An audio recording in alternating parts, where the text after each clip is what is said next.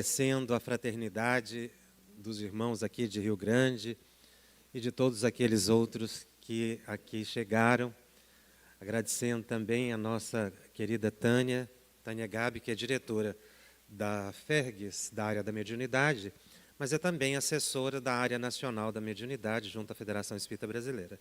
Obrigado, viu, Tânia? A temática que nos foi proposto para o estudo dessa tarde refere-se à compreensão do ser humano. Mas para a perfeita compreensão de nós mesmos, é necessário observarmos potenciais que trazemos em nós e que muitas vezes nos passam desapercebidos. O estudo do Espiritismo nos leva a reflexões muito importantes para a compreensão da realidade na qual estamos inseridos. O Espiritismo tem como propósito a espiritualização da humanidade. Não veio para uma ou duas pessoas. Então, nesse processo de espiritualização, é muito importante nós compreendermos a essência espiritual de nós mesmos.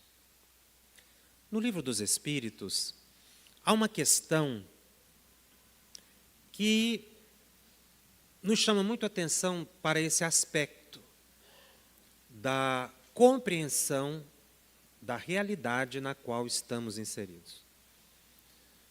É uma questão muito estudada, muitos de nós conhecem pergunta e resposta de cor. Quando Allan Kardec indaga aos espíritos se eles são capazes de nos influenciar.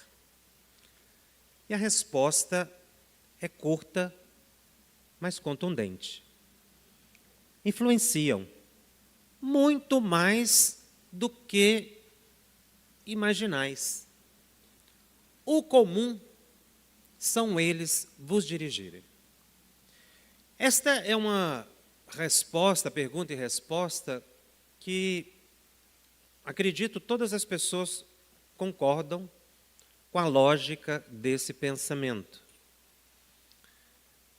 No entanto, existem consequências que precisam ser refletidas.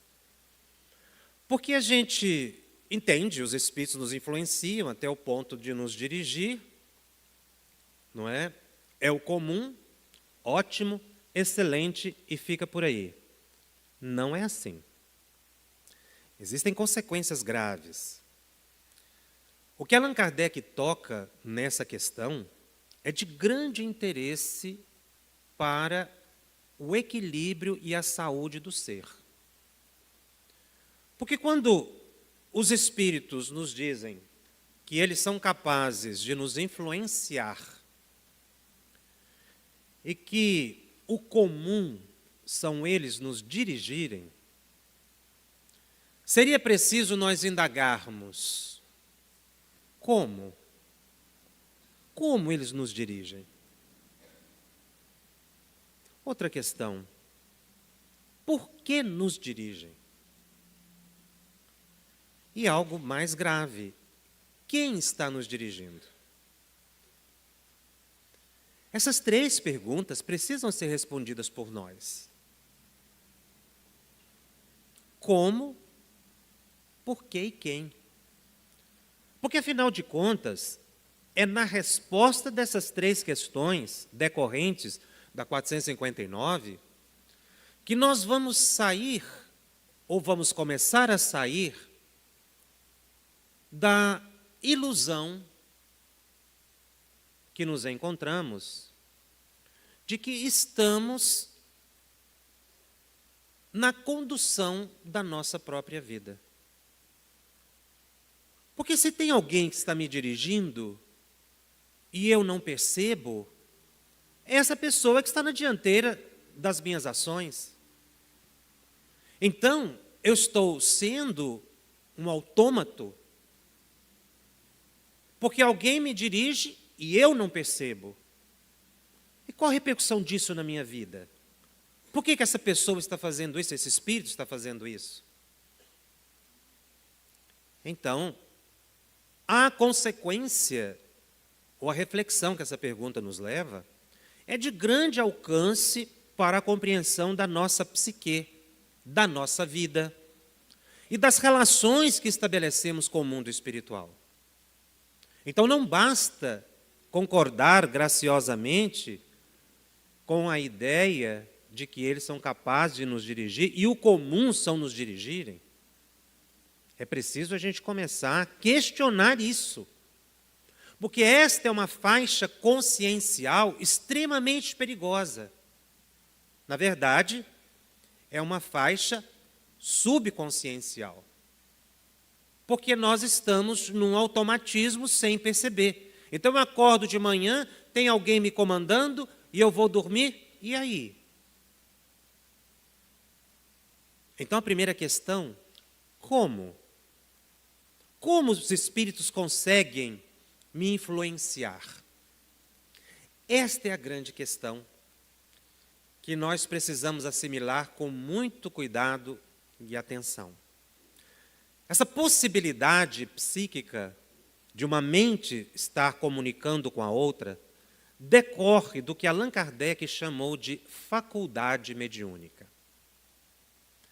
E ele anota no livro dos médiuns, desdobrando essa questão, que todo aquele que sofre a influência dos espíritos é por esse motivo médium. Veja que Kardec era muito cuidadoso com as palavras que utilizava. Então ele usa a palavra influência na questão 459 e vai usar na definição de médium e mediunidade a palavra influência. Isso não é por acaso. É porque realmente o que caracteriza a mediunidade no ser humano é a influência, é a possibilidade da transmissão telepática que todos nós temos. Interessante que o movimento espírita ainda não assimilou, na sua totalidade, a ideia de que todos nós somos médiuns. Curiosamente, e até paradoxal, as pessoas aceitam que os espíritos são capazes de nos influenciar, mas não se aceita médium. Eu tenho certeza que se eu pedir para levantar a mão aqui, não precisa, se as pessoas concordam com essa resposta da 459, todos vão levantar a mão dizendo que sim. Porque ninguém está isento da influência dos espíritos. Mas quando a gente pergunta se a pessoa se considera médium, ela diz, não vejo nada, não sinto nada. Esta é a ilusão. Porque, na verdade, você sofre a influência, só que você não percebe. E essa é a faixa mais delicada. Então, Kardec identificou que nós somos seres mediúnicos por natureza. Detemos uma faculdade mediúnica, que, na verdade, no outro momento de O Livro dos Médiuns, ele utiliza a palavra sentido. Todos nós temos o sentido mediúnico, como a capacidade visual, como a capacidade auditiva. Nós temos a capacidade mediúnica, que, na verdade, é um sentido preponderante sobre os demais sentidos. Porque a faculdade mediúnica está localizada no perispírito. É propriedade da alma. Inclusive, quando nós desencarnamos, fica no corpo físico, ou ficam no corpo físico, os demais sentidos. O espírito não utiliza da visão, da audição, do tato no mundo espiritual. Isso ficou com o corpo físico. Então, como é que os espíritos se comunicam depois da desencarnação? Ou vamos mudar um pouco a frase, como é que nós nos comunicamos depois da desencarnação? Porque a gente costuma se excluir quando estuda a questão do espírito, porque a gente coloca espírito lá e eu cá, esquecendo que nós somos espíritos ocupando um corpo. E que espírito é gente, é uma pessoa. Então, como essas pessoas fora do corpo físico se comunicam? Pelo pensamento. Ah, Jacobson, mas eu vejo lá no André Luiz, no Manuel Filomeno de Miranda, os espíritos conversando com a boca. Eles não conversam com a boca? Não. Eles não conversam com a boca. Mas eles mexem a boca? Mexem. Por que mexem com a boca? Porque a gente está acostumado a mexer com a boca. Porque o dia que a gente acostumar a comunicar pelo pensamento, isso vai decorrer da nossa evolução, nós não vamos precisar articular palavras, porque é o pensamento. Então, na verdade, ali, a faixa de espíritos que André Luiz e Manuel Filomeno de Miranda, para citar apenas esses dois, eles revelam para nós, é uma faixa de espíritos próximos à materialidade, mais próximos da nossa condição evolutiva. E eles fazem isso de propósito, que é para que a gente tenha uma identificação com aquelas histórias que são reais e, dessa forma, a gente possa aprimorar a nossa existência. Então, realmente, o desencarnado ele está achando que fala e ouve com os sentidos que deixou no corpo físico. Mas os espíritos explicam que, para Kardec, que isso é uma aparência. Ou seja, decorrente do nosso hábito, nós continuamos, do outro lado, com essa ideia de comunicação. Assim como as deformidades físicas, assim como objetos que a gente tem interesse, que podem nos acompanhar determinados ferimentos, enfermidades, que nos acompanham depois da desencarnação, e isso decorre de um automatismo, de um hábito que nós temos aqui, e que a gente leva, e que não se desprende com facilidade. Exatamente porque isso está enraizado no nosso subconsciente por várias reencarnações. Então, falando pelo menos na minha condição, saindo do corpo físico, dificilmente eu conseguirei realmente imaginar que estou falando pelo pensamento, mas estou. Tanto é que espíritos mais evoluídos assimilam imediatamente o pensamento dos inferiores sem articular nenhuma palavra. Em André Luiz a gente vê muito isso. O André Luiz vai comentar alguma coisa, Alexandre vem e diz a resposta antes dele perguntar. É porque ele estava acompanhando o quê? O pensamento de André Luiz. Então, como decorre da faculdade mediúnica? E esta percepção é fundamental para nós compreendermos a nossa vida. Porque a nossa faculdade mediúnica, embora ela esteja na maioria de nós latente, ela não deixa de estar causando reações importantes no nosso organismo. O problema é que a gente relaciona faculdade mediúnica com o fenômeno mediúnico, que algumas pessoas podem produzir. Mas o fenômeno mediúnico, a psicografia, a psicofonia, ou até os fenômenos anímicos, a vidência, o desdobramento, essa possibilidade fenomênica é uma, não é, das capacidades ou possibilidades da faculdade mediúnica. Então a gente pensa que a faculdade mediúnica existe só para produzir fenômeno mediúnico. Mas não é assim. O Espírito Emmanuel, na introdução do livro Mediunidade e Sintonia, ele elenca 5 funções para a faculdade mediúnica, quando a maioria de nós conhece apenas uma.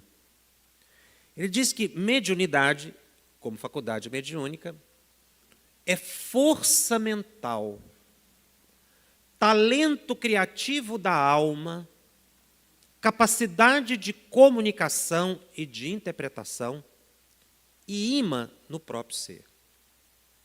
Ele coloca 5 funções para a faculdade mediúnica. Pelo menos são aquelas que a gente pode compreender. Força mental, talento criativo da alma, capacidade de comunicação e de interpretação e imã. a gente fica somente com a capacidade de comunicação, achando que ela está ligada ao fenômeno mediúnico, comunicação de espíritos. E não percebe o quanto as outras funções da faculdade estão plenamente ativas. Como força mental, é a faculdade mediúnica que nos mantém, enquanto alma, no comando do corpo físico. Porque a faculdade mediúnica é que permite a ação do espírito sobre a matéria. Então, a alma comanda o corpo físico, e aí é preciso que haja um ponto de ligação. Qual é o ponto de ligação no cérebro? É a epífise, onde está localizada a faculdade mediúnica. E aí o nosso organismo funciona, o autômato e o voluntário, o batimento cardíaco, a respiração, os movimentos automáticos e também os movimentos que nós damos por vontade própria, movimento de mãos, de pernas. Isso só é possível porque o espírito pode atuar sobre a matéria. E essa atuação se dá pela faculdade mediúnica, que é o ponto de ligação. Talento criativo. Então, essa é a força que nos comanda, a força do pensamento, porque a gente comanda o corpo é pelo pensamento.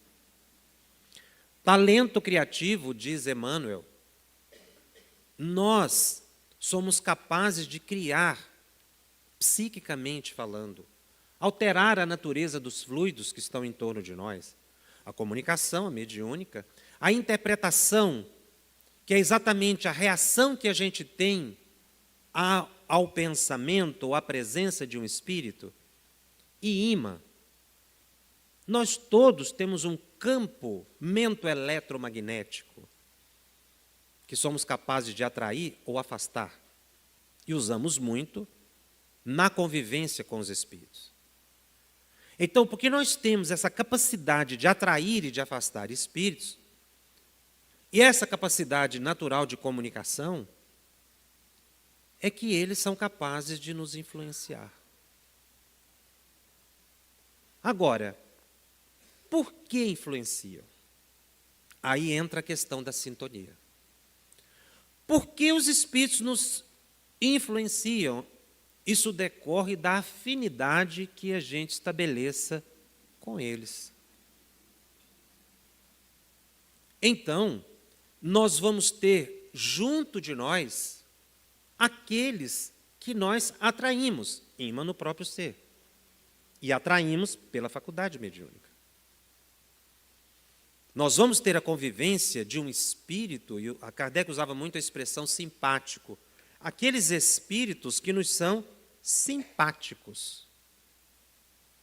Ou seja, aqueles que gostam do que a gente gosta, que têm interesse por aquilo que a gente tem interesse. Então, se você quer saber quem está te acompanhando ou influenciando, basta você perceber os seus sentimentos, as suas reações, o que você deseja no mais íntimo. É alguém que quer a mesma coisa que você, pela lei de afinidade e de atratividade. Por isso é tão importante nós analisarmos quem nos influencia. Daí decorre o chamado fenômeno da obsessão. Exatamente porque nós estamos atraindo aqueles que comumente conviveram nos caminhos da ilusão conosco em vidas passadas. E o tema obsessão, se mediunidade é muito pouco estudado no movimento espírita, não só pelos trabalhadores da mediunidade, mas também muito pouco estudado pelos demais, que praticamente desconhecem o livro dos médiuns, essa questão ligada à obsessão precisa ser muito bem examinada por nós, porque decorre da influência que evolui para o domínio mental. Assim é que o obsessor não é normalmente uma pessoa estranha a nós. É alguém que a gente conhece. E muitas vezes é alguém que nos foi muito querido. Por exemplo, dois amigos caminham pela viciação, pelo erro, numa vida, ou nesta vida mesmo. Mas são amigos. O que fazem é do interesse comum, mas existe um sentimento entre eles, um sentimento sincero de amizade. Aí um desencarna. Para onde vai esse que desencarnou? Ele volta para o lugar de interesse dele, que comumente é ao lado do amigo, porque ele quer continuar com o amigo. E aí esse amigo fica muito feliz, num primeiro momento, com a presença do que foi. E o retém junto de si. Até que a pessoa começa a perceber que tem algo errado na vida. Então a pessoa quer mudar de rumo. Mas o amigo desencarnado não muda de rumo. Aí a gente muda o nome desse pobre coitado, que chamava amigo, a gente chama ele de obsessor. Então a gente tem que tomar muito cuidado com quem a gente acusa de obsessor. Porque nós podemos estar acusando um querido, de até há pouco, um parente. Quantas pessoas passam por um problema muito sério, que é a perda de um ente querido, e se revolta com isso, e lamenta excessivamente e prende em casa o familiar desencarnado. André Luiz narra um caso impressionante de uma senhora que ficou viúva e não aceitava. Ela prendia o marido na sala. Um dia os espíritos ficaram com piedade daquele espírito e o levaram para a colônia espiritual para socorro. Então ela entrou numa depressão tão profunda que foi necessário que o marido voltasse para não desencarnar prematuramente pela depressão. O marido não estava vendo nada, ele estava completamente perturbado. Ela era a obsessora do marido, porque o retinha junto de si. É aí que André Luiz revela o fenômeno da vampirização. Porque ela sentia bem com o marido e não aceitava a separação. E veja que aí um sentimento foi compensado, que foi a depressão. São esses que nós atraímos. Só que conviver com espíritos inferiores nos leva a uma perda fluídica intensa. Por isso a expressão vampirização. E que acaba a gente ficando enfermo. Mas esse fato revela também uma coisa muito importante, que nós vivemos no mundo espiritual. Não entendi. Quando a gente fala mundo espiritual e mundo material, a gente tem uma ideia de que mundo espiritual é lá em cima e nós estamos no material, né? Como se tivesse lá em cima e lá embaixo a Terra não fosse redonda. Então a gente acha que é algo distante. Mas o mundo espiritual é aqui, onde nós estamos. Se você tiver dúvida, você desencarna. Agora que você vai ver onde você está. Isso é didático, por favor. Se a gente afasta do corpo, nós estamos no mundo espiritual. Existem faixas do mundo espiritual diferenciadas. Mas aqui também. Por que é o mundo espiritual? Porque os espíritos estão aqui, junto de nós. Ou você acha que só nós que estamos nos vendo é que estão aqui presentes? Há um grupo muito maior assistindo. Uma turma que não está muito satisfeita também não, mas... Porque a sociedade dos espíritos é como a nossa sociedade. Quem e por quê? É exatamente por causa dessa questão que eles nos influenciam. Daí, por ser muito perigoso, essa inconsciência de que os espíritos comumente nos dirigem sem a gente perceber. E é tão interessante porque muitos processos hipnóticos ocorrem na madrugada, que é um momento de desprendimento nosso. Quando a gente dorme, a gente vai para onde? Nós estamos no mundo espiritual, porque a gente afastou do corpo. A gente vai para os lugares de nosso interesse. O professor volta para a escola, o pesquisador para a sua pesquisa, o trabalhador para a lavoura, mas o vicioso volta para o lugar do vício, para a satisfação dos seus desejos. Muitos acordam extremamente cansados depois da madrugada, porque foi intensa. Às vezes também nós recebemos a misericórdia do afastamento da influência pela madrugada. Esse socorro que eu mencionei, porque os espíritos também ajudam, né? É aquele dia que a gente acorda pela manhã e fala assim, está faltando alguma coisa. O que é? O obsessor. Porque ele afastou. Aí a gente sente falta. Aí dá logo um jeitinho, dá uma briga matinal, e aí a pessoa fica bem, já viram? Assim, a pessoa dá aquela agitada básica, assim, nossa, agora comecei o dia, agora eu acordei. É porque acoplou novamente com o obsessor, psiquicamente, nessa compensação fluídica, emocional. Porque tem gente que não suporta viver sem o obsessor, morre junto, quando ele vai embora. Então, a pecha de obsessor precisa ser muito revista no movimento espírita, e é essa acusação, porque ele não é uma pessoa estranha comumente. Existem, sim, perseguidores, aqueles que odeiam, os que invejam. Não é?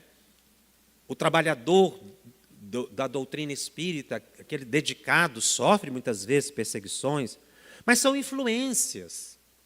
Não é propriamente uma obsessão, porque obsessão é quando existe o domínio mental.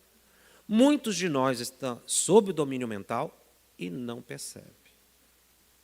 Então, o movimento espírita vai dar um passo muito grande e acertado quando perceber que nós todos somos médiuns.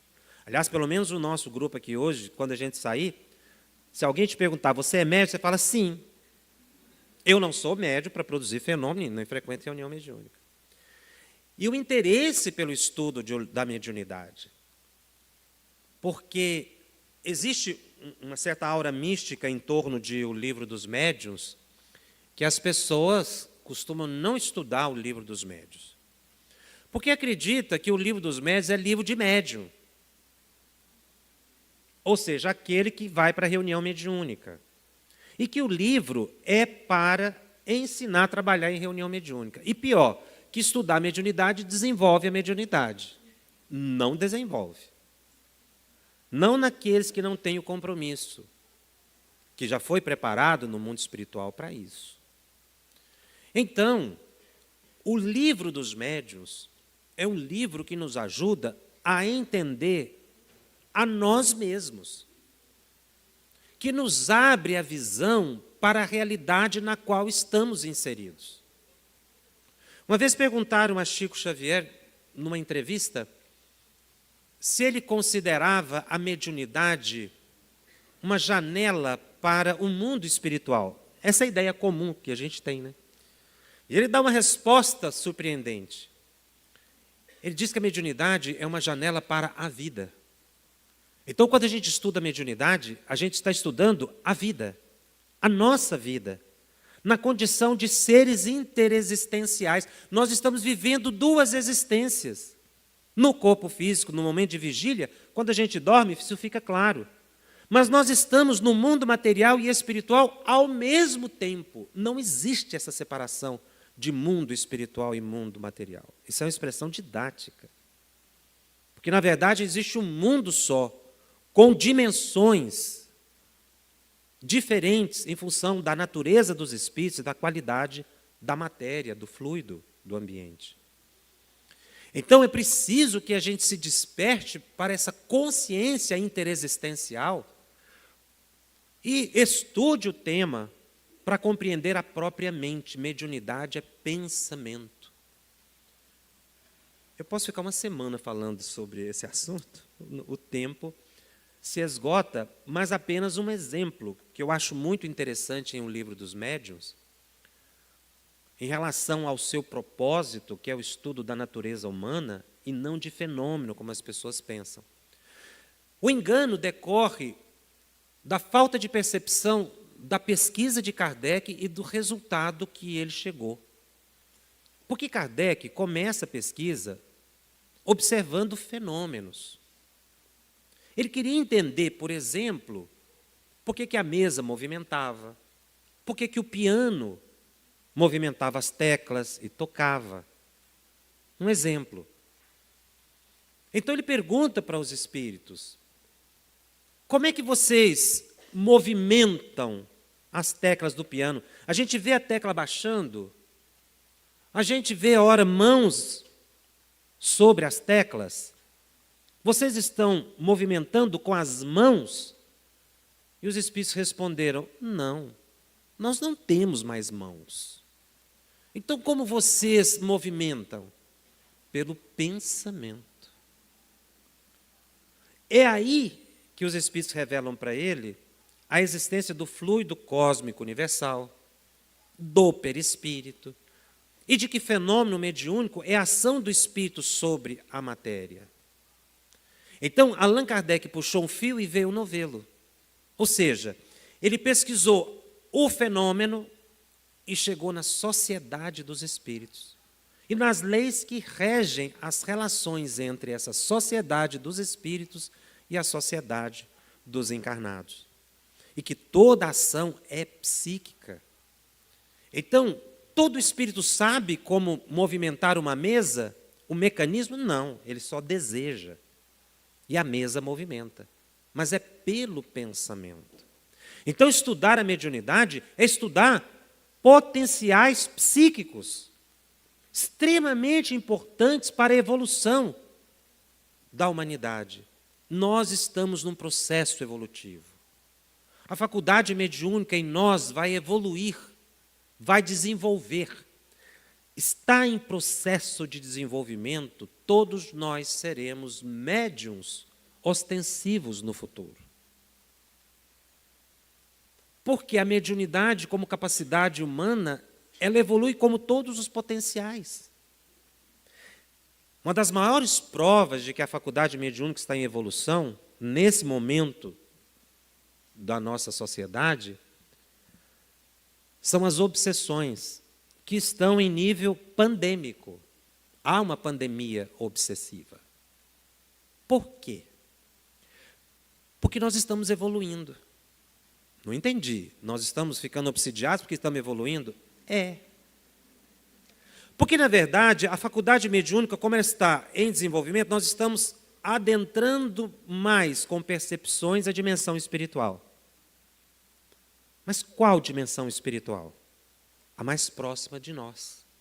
Entrando em contato com os nossos iguais, os nossos afetos, desafetos, aqueles que a gente ama ou que prejudicou em vida passada. E esse contato decorre da evolução. Então, existe obsessão decorrente de provação daquele que precisa passar por essa experiência, expiação daquele que precisa corrigir os erros que cometeu em vidas passadas com a alma desencarnada. Mas há um terceiro tipo, a obsessão decorrente da evolução. Porque nós estamos percebendo mais o mundo espiritual, a dimensão mais próxima, e essa é extremamente perturbada, porque são de espíritos da nossa própria natureza. Mas essa terceira, nem todos precisam ficar obsidiados. Porque basta a atenção vigilante ao próprio pensamento e comportamento. É por isso que o estudo da mediunidade nos leva a uma atenção comportamental, para que a gente não fique sob o domínio em pensamentos e atos de outros, mas a gente comece a caminhar com os próprios pés. Em que a gente amadureça espiritualmente e possa entender por que estamos na Terra, assumindo em nós a responsabilidade. Daí surge a importância do conhecimento e do exercício do conhecimento, que é o amor. É preciso uma atenção com os pensamentos. Nós precisamos aprender a pensar, o ato de pensar. A gente não pensa o que pensa, a gente só pensa. A gente precisa começar a questionar o que pensa, porque você começa aí a identificar possíveis conviventes espirituais. Orar muito. Nós precisamos ter o hábito da oração, todos os dias. Porque a oração no Espiritismo não é algo místico, mas é um processo de sintonia, em que a gente é capaz de sintonizar com espíritos elevados, e somente os espíritos superiores afastam os inferiores. Nós precisamos meditar muito. Meditar no que lê, meditar no que faz, no que sente, para começar a reagir diante de impulsos e entrar no que André Luiz chama de faixa consciencial, porque a maioria de nós vive nos porões da subconsciência, que é esse automatismo revelado por Allan Kardec na 459. É extremamente perigoso viver nessa faixa da 459. E a maioria da população vive nela, nessa ilusão. O que a caracteriza é o automatismo. Sair dessa faixa e assumir a consciência, explicam os espíritos, é a gente aprender a escolher. Porque na faixa subconsciencial, no automatismo, a gente não escolhe, a gente é dominado. A gente vai pelo impulso. Daquele que toma uma refeição e não vê nem o que comeu, nem o quanto comeu. Mas na consciência, a gente começa a escolher. Eu posso perdoar ou não perdoar. Eu posso odiar ou não odiar. Essa escolha caracteriza a faixa consciencial, mas no rumo da superconsciência, que é a espiritualização do ser, que é a meta de todos nós. E para isso a gente precisa começar a praticar o que estuda, a vivenciar. Há uma mensagem no Evangelho segundo o Espiritismo que eu considero um verdadeiro roteiro para todos nós, médiuns ostensivos ou não. O homem no mundo.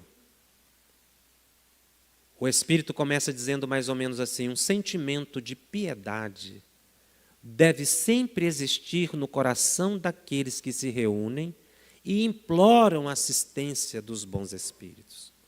Nós precisamos desenvolver em nós piedade, que é a base da caridade. Ninguém consegue ser caridoso se não for piedoso antes. Para ter pena do outro, significa entender o que o outro está fazendo, se colocar no lugar do outro. Aí eu consigo realizar a benevolência, a indulgência e o perdão. Um amigo nos contou um caso muito interessante, esse que foi traído e, obviamente, sofreu todo o impacto da traição. Todos nós sofremos.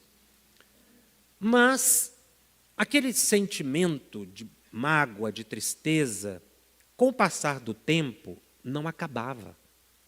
Ele aumentava. Já tinha mais de um ano que ele vivia naquele tormento mental da lembrança. Por que fez? Por que não fez? Por que eu vacilei? Por que eu não reagi assim? Então ele foi ficando dominado. Ele me disse que certa vez ele não conseguiu nem tomar a refeição. Ele já não suportava mais pensar no problema, ele já queria esquecer. Mas ele estava num processo auto-obsessivo. O subconsciente estava dominando o consciente. E ele não resistia. Até que, num determinado momento, ele falou assim: olha, foi no primeiro que eu pensei, Jacobson. Eu implorei a doutor Bezerra: me ajuda, porque eu não suporto mais lembrar disso. Eu quero esquecer o que aconteceu, mas está muito vivo. E aí ele pediu com tanto sentimento, e de repente surgiu uma voz que lhe disse assim: perdoa. Ele parou e pensou: perdoa? Perdoa. Aí ele falou assim: então a questão de perdoar está perdoado. A partir de agora, não tenho nenhuma reserva, não tenho nenhum clamor, está efetivamente perdoado. Quando ele disse isso, aqueles pensamentos tumultuados começaram a desaparecer, como que por encanto. Ele foi saindo daquela faixa psíquica.